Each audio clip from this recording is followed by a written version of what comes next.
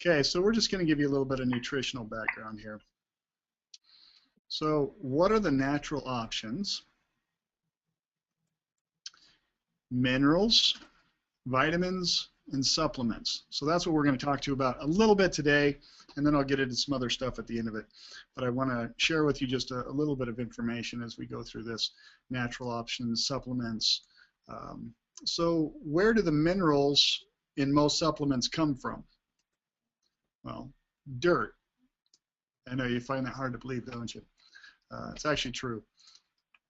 But I want to get some definitions and parameters squared away. Organic science or organic chemistry talks about nutrients, and they'll call it organic or live or natural under their parameters. And I'm going to tell you at the end of this that my parameters are a little bit different. So I want to make sure that we have our definitions correct, because I'm going to share with you their definitions, and that's going to lead in, and then I'll discuss a little bit about mine, and so that we understand each other on when I'm talking about a live nutrient or a live mineral or a live vitamin. I want you to understand what I'm talking about and not associate it with something that I disagree with, and hopefully that you'll understand why I disagree with this. Organic science, or like I said, organic chemistry, says if it has a hexane ring, then it's live because it used to be live. And if it used to be live, then that's good for you and you can assimilate it. Well, probably up to about 6 or 8%. If it's not poisonous to you, your body might treat it like a poison anyways. So petroleum has a hexane ring. Does that frighten you? It should. So according to organic science or organic chemistry, petroleum then can be a nutrient to you and your body. I call it a poison. Limestone can be a nutrient to you. I call it a countertop. Coal tar can be a vitamin derivative for you, according to organic science, because it has a hexane ring. I just want you to get this through. Coral calcium. Anybody know anything about coral? Because this is one of my favorite things to talk about. Coral calcium, if anybody's taken coral, no animal goes in and eats coral except for parrotfish. And it's illegal to cut coral out and take it from the water. So what they have to do is they have to take that sand that's around the coral, and I bet you have no idea how that sand gets there, but it is coral. And that's how they can sell it as coral calcium, and they grind it up very fine. Well, a parrotfish comes up and nibbles at the coral, and it must have very good teeth, and it poops it out, and that's the sand sediment at the end. That's the end result, and that's what you get in a supplement. Hopefully it doesn't cause you any problem. You remember when you were in school and you had chalk and you got to write on the board? Well, that's calcium carbonate. If you get a look at most of your supplement, your vitamin supplements, and that's all I'm talking about today is supplements, vitamins, and minerals and nutrients and stuff like that. We can always talk about other things later. So calcium carbonate is one of the most normal ones that you're going to see in your vitamin supplements. What does it do when it goes into your tummy? It neutralizes your stomach acid. And think about that. Your tummy, your stomach, has to stay acid, right? Because that's how it digests things. So as soon as you put calcium carbonate into your stomach, you neutralized your stomach acids. By neutralizing your stomach acid, you have to now lock the doors and add more acid to it. One of the things that I believe is that try not to make your body work so hard. Work with your body, not against it. Okay, let's work with its digestive tract, not against your digestive tract. Just a little bit of, knowledge, I think. How many minerals does your body want? I know that if you get in your vitamin supplements, when I was teaching at the university, I could only teach 16 minerals. Okay, I want you to remember that, 16 minerals. Now, how many does your body want? Does it want 8? Like in your supplements and your foods, you'll usually see 8 vitamins and 8 minerals. Or 16, like what I was able to teach. Or is it higher? It's like 32. One of my favorite doctors, I think he's one of the world's greatest doctors, and he's a friend of mine. And when I ask this question on doctors' calls, where only doctors are allowed to come in and talk to me, I ask him how many minerals there are. And I ask you that same thing. Now, we've already shown 8, 16, and 32, so you know there's at least 32 minerals. How many are there? And he said 52 is how many he's heard of. Some people have heard of as high as 72 trace minerals. Now, I want to get these, again, definitions. Trace minerals, fulvic minerals, colloidal minerals.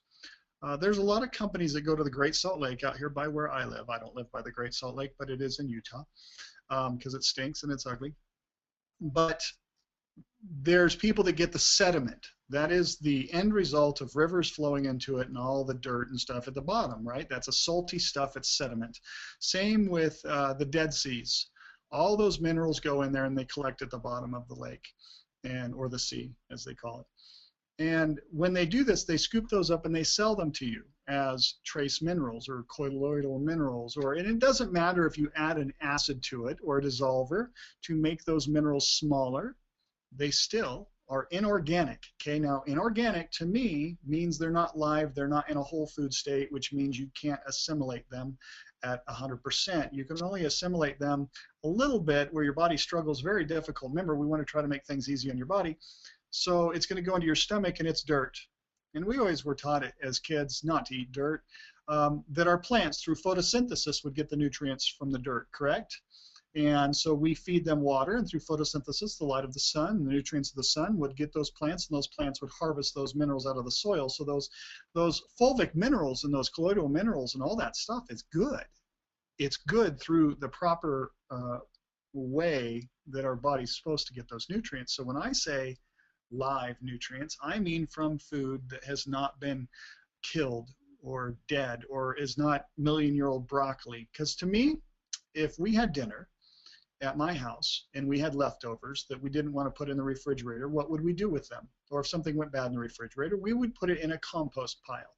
That compost pile would be out by our garden, and next year we would probably put that into the garden as nutritive soil, correct? If anybody disagrees with me on that, I'm sorry. How many minerals are there that your body wants really? How many? We've been 72. There's 106. Now, when I tell you there's 106, this comes from history of 200 years of my family of how we find things out, how we test things, how we do things, how we put things together. That's how I come up with 106. Just so you say it's not going to be normal. So let's switch from minerals to vitamins for a minute. And then I'm going to go back and I'll sum up that, so don't feel like I'm losing you on that. So the truth about vitamins, the vitamin truth is the vitamins in fortified foods and more than 95% of the supplements on the market are synthetic. Okay, synthetic vitamins. Well, what are synthetic vitamins? Why should I worry whether they're synthetic or not? Now, we already did talk about some inorganic things through organic science, so I just want you to keep that fresh in your mind. Synthetic vitamins are synthesized fractions of vitamin complexes that have been created in a lab with chemicals such as petroleum and acids. Are you kidding me, really? Are you believing this yet? So, dangers of synthetic vitamins. So, tests show that an excessive synthetic vitamin form D can cause death in small children and infants. Well, we sure as heck don't want that, then, do we? And synthetic vitamin D has also been shown to cause calcified and diseased kidneys in pregnant women, while natural vitamin D has made no observable changes in the kidneys. So we would probably prefer to have natural vitamin D, wouldn't we? So pigs tested with synthetic vitamin B and natural vitamin B. This is a really cool one. You're going to like this. Given twice daily allowance of synthetic B, the results were 100% of the offspring were sterile. Okay? That's pretty scary. 100%. That's a pretty good test, wouldn't you say? So given natural vitamin B, the results produced healthy offspring and 0 were sterile. Okay? So that's a pretty good, where you can see 100% were sterile and 0 were not with natural. Interesting. So synthetic vitamin B is not a nutrient. It is nothing more than a poison that may damage your chromosome packages. Okay? That's the thing, is when you're taking something and you think that you're getting a benefit from it, and you're actually getting a frightful, poisonous effect from it. That's a scary truth. So there's another experiment involving foxes and vitamin B. I thought this one was interesting. Fed non-synthetic B results, they did not grow their fur quality deteriorated, and they died prematurely. I don't know. Is anything else having a fur quality problem and dying younger than what we should? Possibly.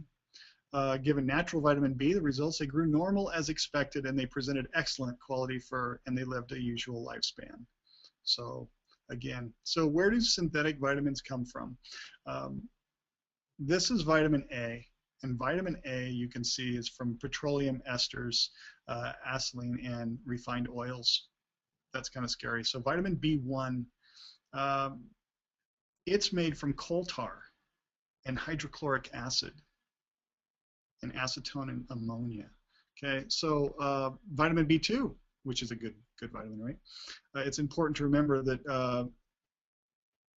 So it's, well, I'm just going to go through these a little faster so I don't take up.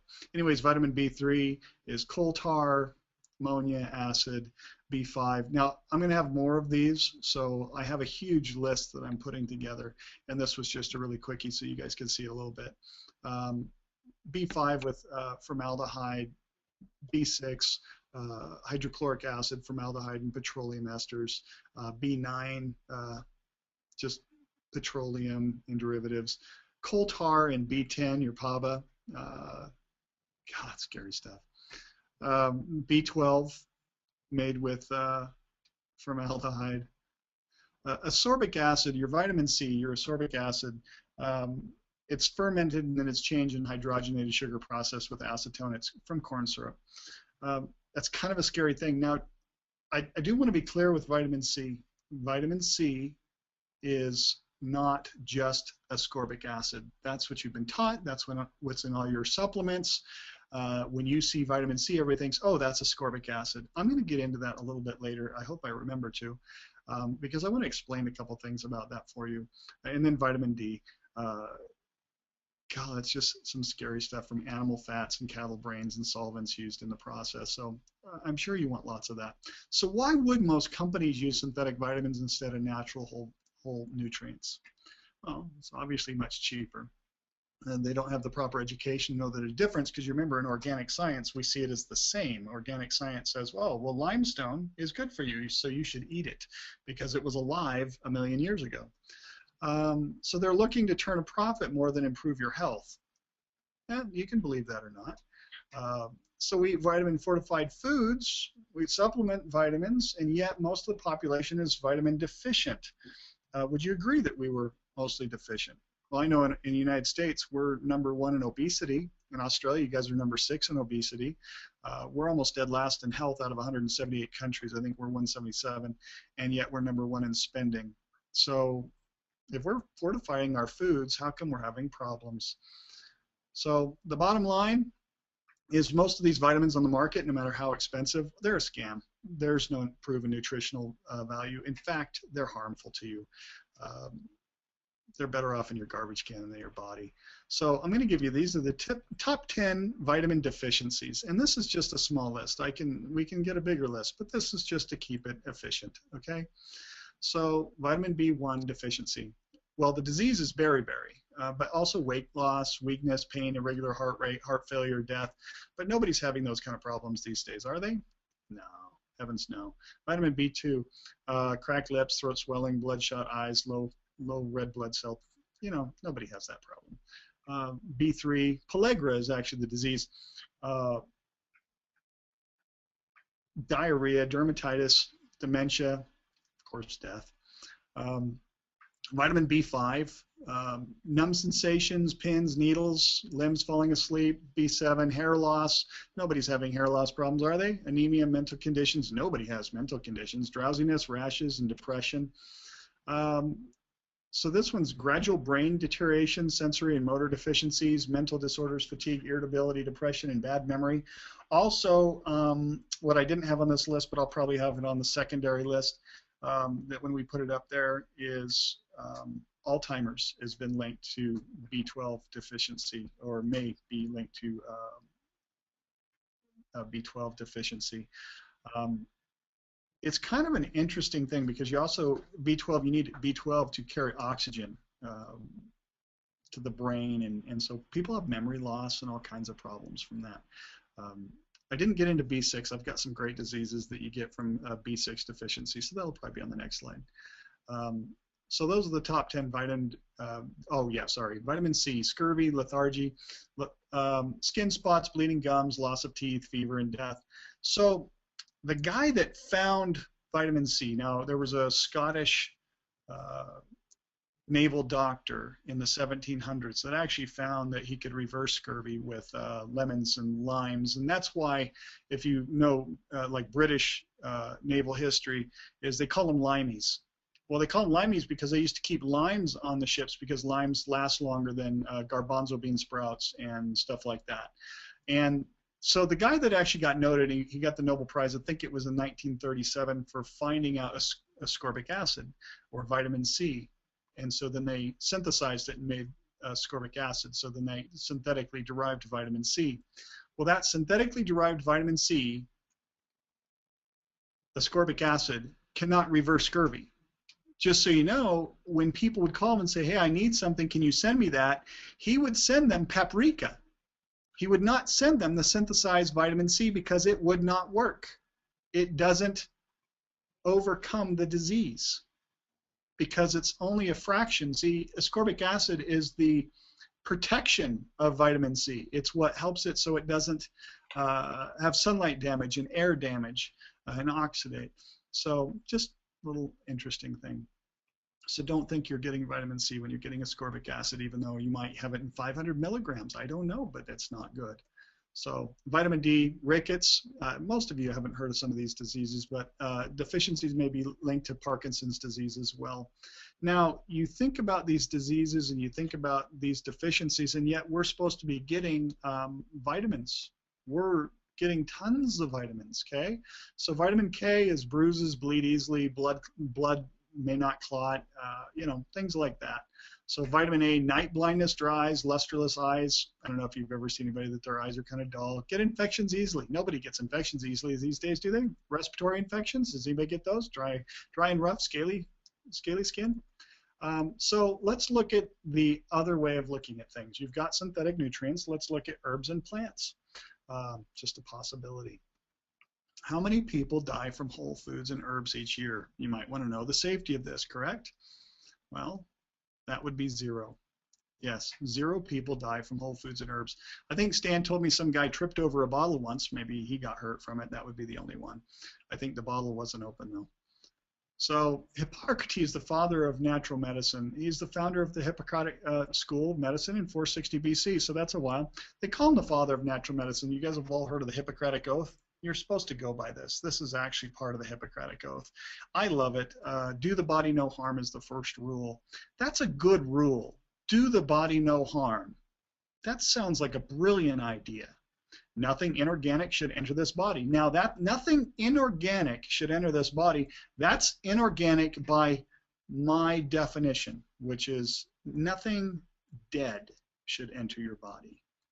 Do not exchange poison for poison, which means do not take a poison. Do not try to poison yourself into health. Does that make sense? That seems like another good rule, is don't poison yourself to health, because that's impossible, right? I mean, come on, you guys are smart enough. You can see that. So this guy was pretty smart, and this is part of the Hippocratic Oath, and that's what we're all supposed to be sworn to, or all doctors are supposed to be sworn to. So very, very good rules to go by. So what is a natural vitamin? Well, natural vitamins are found in real foods, plants, and herbs. If a supplement uses natural or whole food vitamins, then the label will tell you what food the vitamin comes from, or it will simply name the plants or the foods in the supplement. A lot of times you won't put, like you get vitamin B12 from wheatgrass sprouts, because, well, that would be only a partial part of the vitamin B12 that you needed. But they won't tell you that a lot of times because they just want to have a whole food supplement, and that way you don't have the problems getting it into countries and things like that, because then they have to have you list them, and it becomes a big pain in the butt. So how do we get enough natural nutrients in our diets for our bodies to maintain proper condition for proper health, function, and healing? Because that's really what you want, right? Well, items the body needs to sustain optimum health would be as follows. All the vitamins in natural whole food in herbal form, all the minerals in an organic live form. Okay, so there again, here's the definitions. All of the vitamins in a natural whole food form and an herbal form. So that would be in a live form that your body can assimilate 100%. Minerals in the same form, in a live form. Okay, can't be killed, can't be heated, can't, no death. We're not going to, death begets death, right? So all the trace elements, all the omega-3, 6, and 9 fatty acids, all the enzymes, coenzymes, and apoenzymes, all of the amino acids. This is an interesting one. I love the amino acids because we have names for 23 amino acids. So you think if I give you 23 amino acids that we can grow off molds and stuff like that, then you would be getting all of your amino acids, which means you would have a complete protein, correct? Okay, well, that's not correct. There's actually 23,000 amino acids we know that are in our life, but we only have names for 23 of them.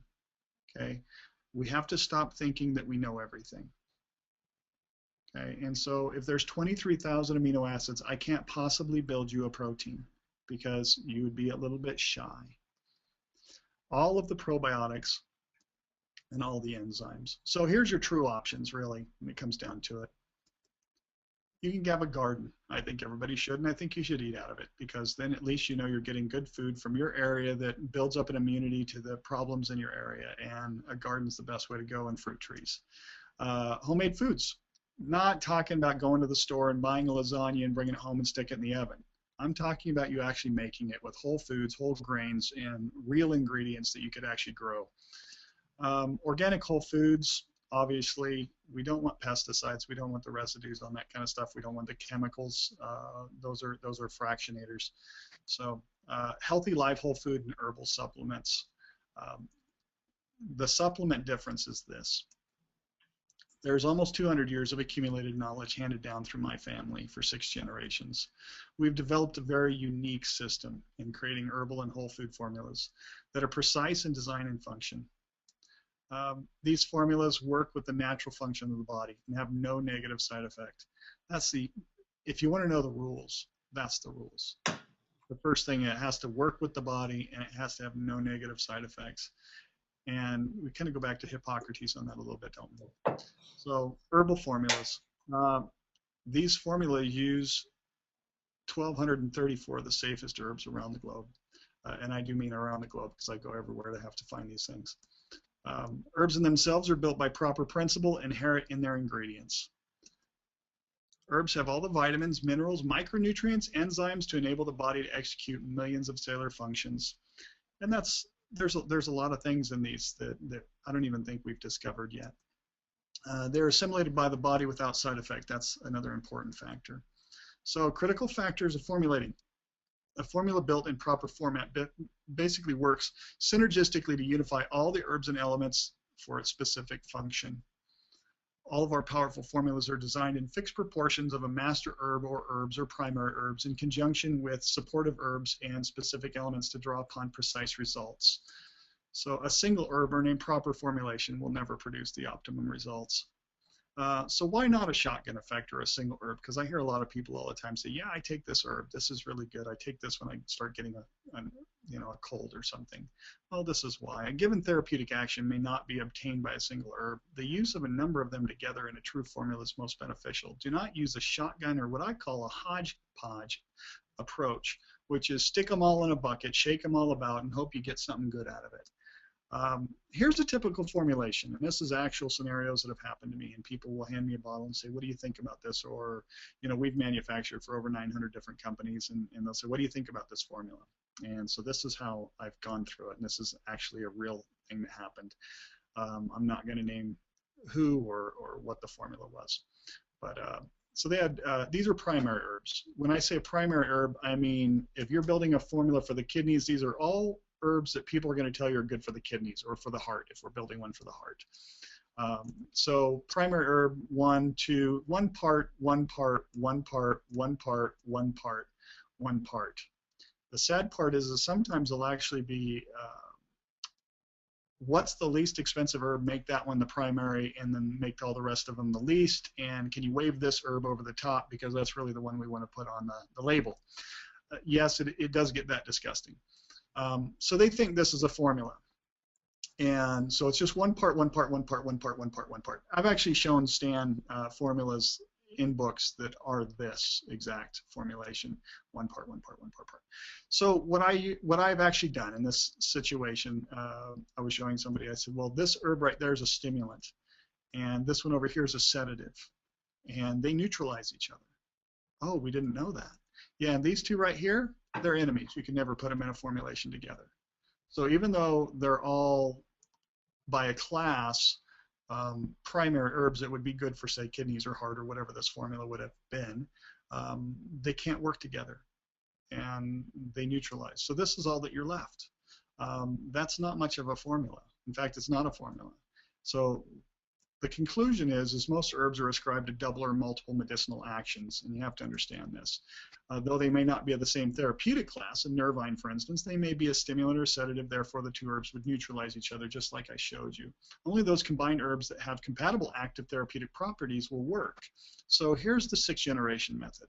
And I'm going to buzz through this fairly fast, so I want you to look at the numbers, because this is an actual formula. Although you'll never see this formula, I took the herbs off of it and just left the numbers on it and what they are: primary, carrier, adaptogens, support, secondaries, and thinking. There are other things that you can put into a formula. This one didn't have it. This is one of my probably over 300 formulas, and this is just one of them that will never make it to market, and I'll never manufacture it for people. So that's why I can use this one, but it is a dang good formula. So there's primary part number 1. Primary is going to be like a master herb, or the fundamental herbs that are needed for that medicinal value that's going to be strongest in those characteristic herbs. Okay, so 21.8 parts. That's a lot. 10 parts, 8 parts, 7.7 parts.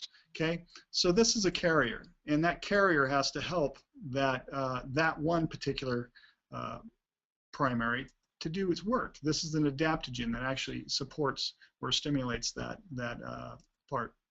Another carrier for that one. This is a support herb for the adaptogen to help that primary, and another support herb. And you notice it's like 3.9 parts, 2 parts, 6 parts, 4.84 parts, 6 parts, 4.9 parts. Like I said, this is a true formula.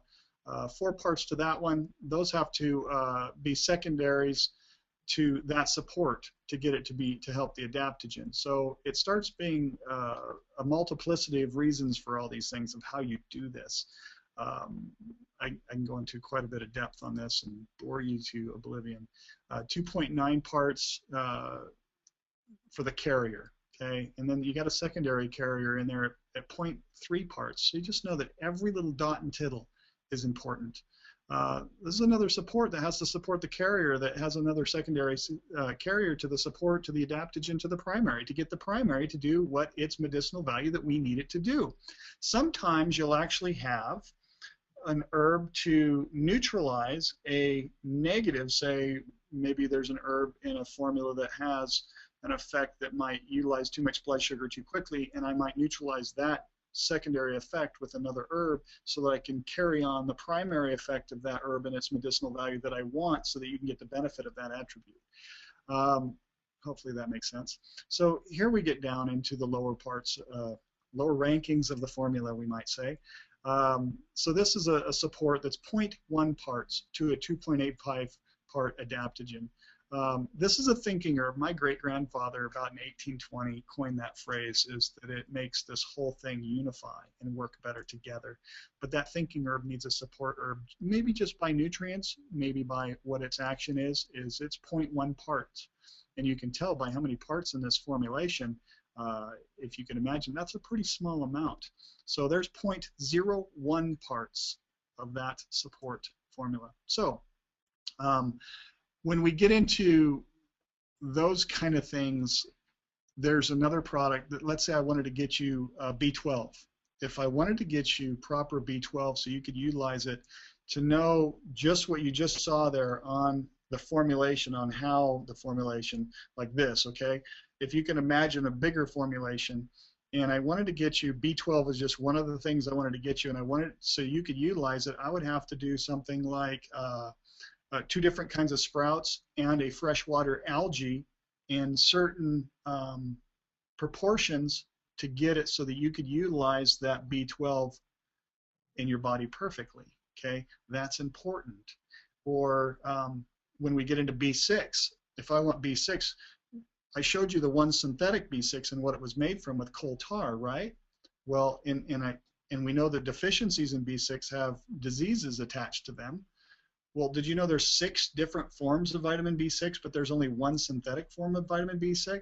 So if I'm going to make you a whole food formula that would have, say, B6 in it, how many B6s do you want? All of them, or do you just want the one fractionated part that you can't utilize and obviously be deficient in?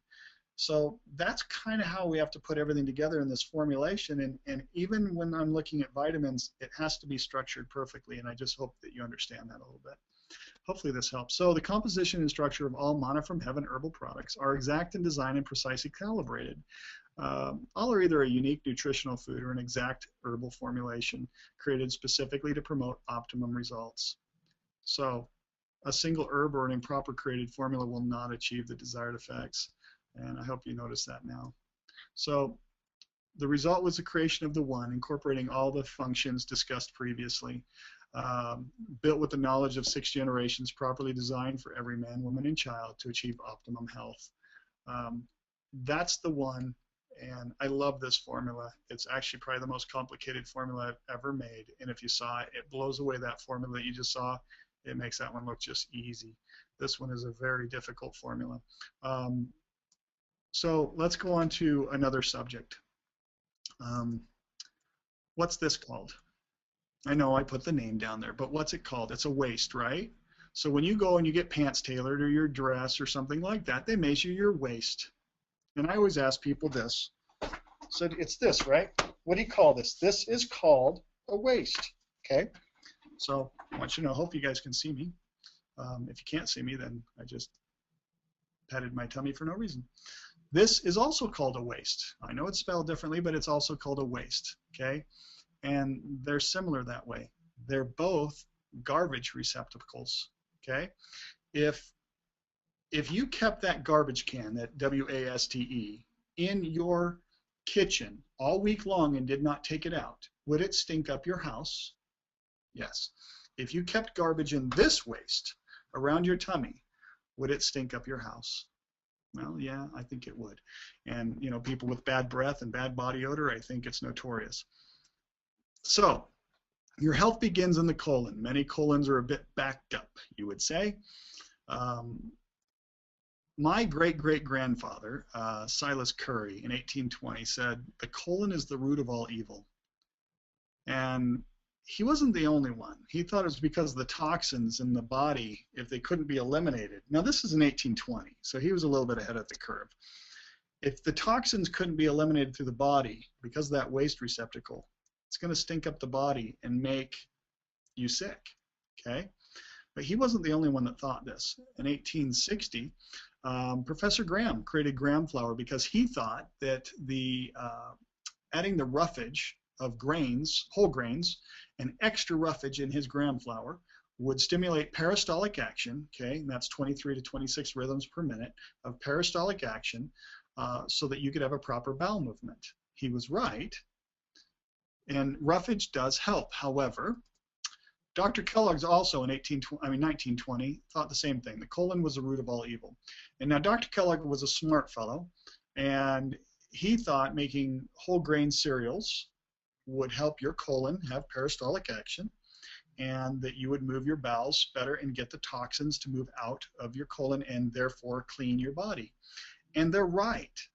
That is a good thing. However, I expect more from you than that. I expect you to already eat a whole grain diet, and I expect that you're going to, hopefully, if you want to be healthy, you're going to make some changes. And so instead of making white rice, you'd eat brown rice. Instead of eating white flour, you'd eat whole wheat flour, or whatever kind of grain that you eat. It's going to be in its whole state. I would expect that, just because you're here listening to me, and that means you're interested in health, and so I would expect you to do that. So I'm going to agree with my great-great-grandfather, Silas, and say herbs are stronger, and he did it with herbs, and he did it with an herbal formula. Herbs are just high-powered foods, but because they're high-powered, we have to use them more precisely, okay? And when we do that, we can do more with herbs that way. And so we can create that peristaltic action, and we can create it better than we can with just undigestible grains and roughage and stuff like that. I think that we can be a little smarter than that.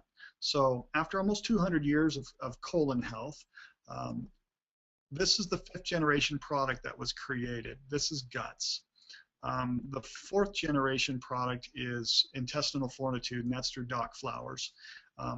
So after 200 years of doing this, this is from Silas Curry's original formula. I just keep messing with things. I can't leave well enough alone. We have to just keep making it better.